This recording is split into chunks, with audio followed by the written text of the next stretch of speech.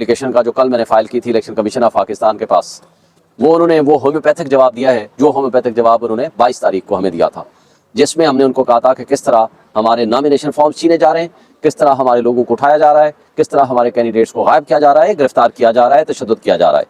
और वो अगले 2 दिन जो 23 और 24 था वो फिर भी जारी रहा। इसके बावजूद कि सुप्रीम कोर्ट ऑफ पाकिस्तान ने हमारे हक में फैसला दिया और वो फैसला फौरी तौर पर अमल दरामद होना था। इलेक्शन कमीशन ऑफ पाकिस्तान को साइन किया गया था, बुलाकर कहा गया था कि इनकी बात सुने और आप इनके ग्रीवेंसेस रिड्रेस करें, लेकिन वो रिड्रेस करने की बजाय उन्होंने वो क्या कहते हैं ना, गुफ्तन वो बर्खास्तन और उठना बैठना और बस गायब और बस यही वाला काम किया। तो वो फिर नशिस्तन गुफ्तन बर्खास्तन ये होता है अल्फाज, तो वो उन्होंने वही हमारे साथ किया, बस चाय पिलाई, अच्छी गुफ्तगू की, होम्योपैथिक किस्म का हमें जवाब दिया और जवाब दे दिया था कि जी हमने लेटर ऑलरेडी भेज दिया है, अभी तक हमारी एप्लीकेशन पे बराबर जवाब अभी तक नहीं आया, जो हमने दी थी और जो सुप्रीम कोर्ट ने ऑर्डर किया उसके ऊपर कोई जवाब अभी तक नहीं आया। लेकिन एक ज़बानी तौर पर कह दिया कि हमने ऑलरेडी लिख चुके हैं उनको कि जनाब आपके ग्रीवेंसेस रिड्रेस करेंगे। यानी वो जो इनको एक लेटर जारी करना चाहिए था, या कोई प्रेस रिलीज जारी करनी चाहिए थी, या कोई डायरेक्शन जारी करनी चाहिए थी, या कोई हमारी एप्लीकेशन पे ऑर्डर करना चाहिए था, कुछ नहीं मिला अभी तक हमें। बहरहाल इस सब कुछ के बावजूद हमें लॉलीपॉप देकर उठा लिया, लेकिन शाम को उसका जवाब हमें दे दिया कि से बल्ले का निशान ले लिया। और न सिर्फ ये किया बल्कि आपके सामने फिर हमने सुप्रीम कोर्ट में कंटेम्प्ट पिटीशन फाइल कर दी परसों, और कंटेम्प्ट पिटीशन के ऊपर कल सुबह हमने उनको रिक्वेस्ट की कि जी फिक्स कर दे, और आज फिक्स होनी थी। और फिर हमने कल एक एप्लीकेशन उनको और भी दी इलेक्शन कमीशन ऑफ पाकिस्तान को कि जनाब ये सारा कुछ जो कुछ हुआ नॉमिनेशन फॉर्म जमा करने तक, अब हमारे प्रपोजल सेकेंडर को उठाया जा रहा है, हमारे लोगों के खिलाफ 3 MPO के ऑर्डर आ रहे हैं, हाउस रेड्स हो रही हैं, हाउस अरेस्ट हो रही हैं, और किसी किस्म का हमें कोई रिलीफ नहीं मिला। और मास्टरमाइंड इसके पीछे बाकी तो जो है सो है, लेकिन IG पंजाब को कोई पूछता ही नहीं है, वो सब कुछ किया जा रहा है। उसका जवाब आज फिर अगेन होम्योपैथिक मिला।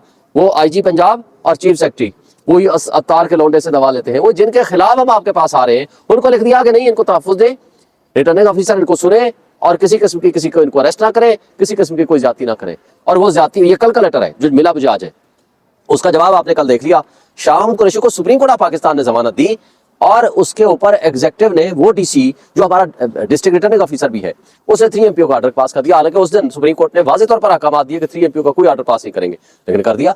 यानी जिस शख्स ने कंपेन चलानी है वो नक्शे मन में खतरा बन गया, और फिर उस ऑर्डर को वापस लेके एक झूठे मुकदमे में कल डाल दिया। और जिस बदतमीजी से उसको लेकर गए हैं, ये सियासत के जमहूरियत के मुंह पे तमाचा है। और तमाम सियासतदानों को, वो बोने सियासतदान जो इमरान दुश्मनी में आज खड़े हैं, ये कल इनको इससे ज्यादा बदतमीजी इनके साथ होगी। यही इंतजामिया, यही पुलिस करेगी, लेकिन इनको शर्म आनी चाहिए कि किसी ने उसको कंडेम नहीं किया। बड़े अफसोस की बात है, 1 मिनट में जरा बात खत्म कर लूं, बड़े अफसोस की बात है। और सुप्रीम कोर्ट में आज केस लगना था, लेकिन बदकिस्मती से वो खत्म हो गया, उसका बेंच ही नहीं मिला। वो क्या कहते हैं ना, माना कि तगाफुल ना करोगे लेकिन खाक हो जाएंगे हम तुमको खबर होने तक। भाई अगर ये स्क्रूटिनी का अमल ये 2 दिन में खत्म हो गया, हमारे आपने नॉमिनेशन फॉर्म खत्म कर दिए और हमें मौका ही ना मिला, तो फिर दोबारा प्रोसेस ये स्टार्ट करेंगे। क्या सुप्रीम कोर्ट बाद में फिर आकर के हमें रिड्रेस करेगी हमारे ग्रीवेंसेस को? क्या इलेक्शन कमीशन ऑफ पाकिस्तान हमारे ग्रीवेंस रिड्रेस करेगी? ये सारा होम्योपैथिक प्लान जो है, ये तमाम इदारे जो हैं वो बांदी बन के एक सुपर लाडले नवाज शरीफ के हक में खड़े हुए हैं। जिस तरह आमिर फारूक साहब ने उनके तमाम मुकदमात खत्म कर दिए, अगर कल एक नई एप्लीकेशन आ गई कि ये इतने मासूम और पाक साफ अब हो गए हैं कि इनके लिए जन्नत की टिकट भी दे दी जाए, तो शायद अदालतें ये भी जारी कर दें। और फिर उसके बाद आप देखें, एक शख्स लाइफ टाइम डिस्क्वालीफाई है, लाइफ टाइम सुप्रीम कोर्ट के ऑर्डर से, और वो इंटरप्रिटेशन है कॉन्स्टिट्यूशन की 62(1)(f) की। उस कॉन्स्टिट्यूशनल इंटरप्रिटेशन में कोई तरमीम नहीं हुई कॉन्स्टिट्यूशन के अंदर, लेकिन उसके कागजात एक्सेप्ट भी हो रहे हैं। कैसे? और वो 2 तारीख को केस भी लगा हुआ है। इसका मतलब है कि आप उसको, ये प्रिजम्पशन हो गई है कि सुप्रीम कोर्ट ने उसके हक में फैसला दे दिया। भाई आईन में तरमीम किए बगैर उस सुपर लाडले के खिलाफ ताहयात नाअहली कैसे खत्म कर सकते? नहीं खत्म कर सकते, लेकिन उसके बावजूद उसके लिए सारी फैसिलिटेशन हो रही है। मैं आज वार्न कर रहा हूं, इस तरह की सहूलतकारी, इस तरह का जुल्म जबर और इस तरह से इलेक्शन को मुतनाज़ा बनाना, ये पाकिस्तान को नुकसान पहुंचाने के मुताबिक है।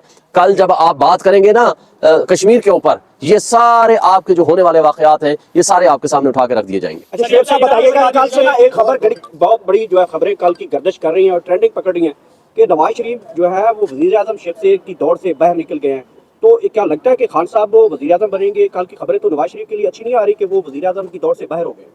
अल्लाह करे दौर से बाहर हो जाए, उसने होना ही है, इसलिए कि वो नाअहल है ताहयात। और दूसरी बात है कि जिसकी पॉपुलैरिटी 5 से 10% नहीं है, उसको आप वज़ीर-ए-आज़म बनाने चले हैं, वो ड्राइंग रूम पॉलिटिशियंस या टेस्ट ट्यूब बेबी के जो खालिक हैं। लेकिन बात यह है कि जो एक्चुअली फील्ड में है 80% 90% जिसकी पॉपुलैरिटी है इमरान खान, उसको आप कैसे इग्नोर कर सकते हैं? कहा था कि मुझे क्यों निकाला, फिर आप ये बोलेगा मुझे क्यों बुलाया। ये तो बिल्कुल फिर यही ये वाला ट्रेंड यही है, क्योंकि वो तो अनवर मकसूद ने कहा है कि 25 दिसंबर बर्थडे है उसका, तो जिस दिन पैदा हुआ काश के उसी दिन कह देते कि मुझे क्यों निकाला। दूसरी बात ये है कि अब वो क्यों निकाला से क्यों बुलाया का सफर उनका जारी है, और इंशाअल्लाह ताला कौम ने, देखें अवाम और कौम ने ये फैसला कर लिया है कि उन्होंने नवाज शरीफ को नहीं आने देना। इस